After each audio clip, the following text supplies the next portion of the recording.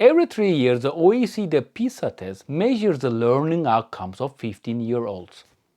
But when the results are published, the focus is always on the rankings. People want to know how well their country do in the rankings and how the others perform. We rarely discuss how we actually do in the system level as humanity as a whole. And that's why in this video I want to focus on exactly this question. How well does humanity educate its children?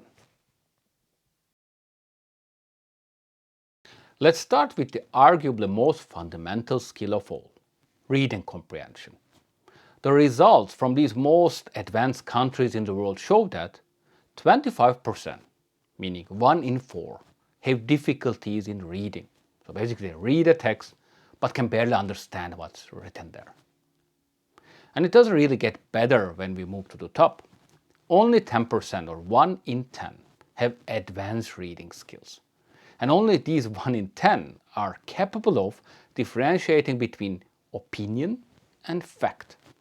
And this means that in the days of fake news, 90% of the population, even in the richest and most advanced nations, can barely understand if someone is stating a subjective opinion or really quoting a fact. Not surprisingly, it doesn't get much better when it comes to mathematics or science. Only around 13% reach an advanced mathematics level, where they can use mathematical thinking and concept for solving more complicated problems in their real life. On science, not even 7% reach the same advanced level where they can use scientific knowledge in some new novel situations. So, having a really scientific mind.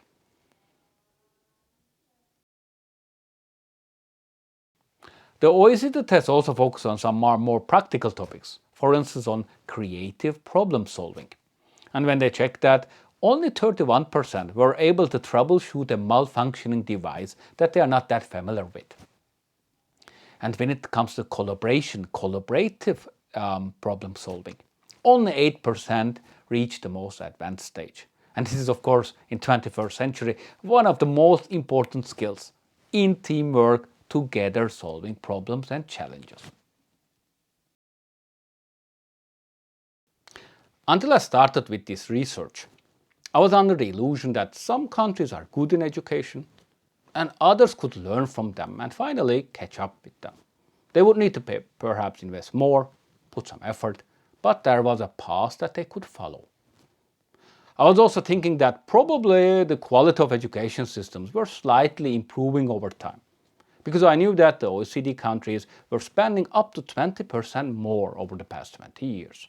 So that money should bring some results, I was thinking. But now the data clearly shows that I was wrong with these assumptions. Whatever we have been doing in the past 20 years, it's not working.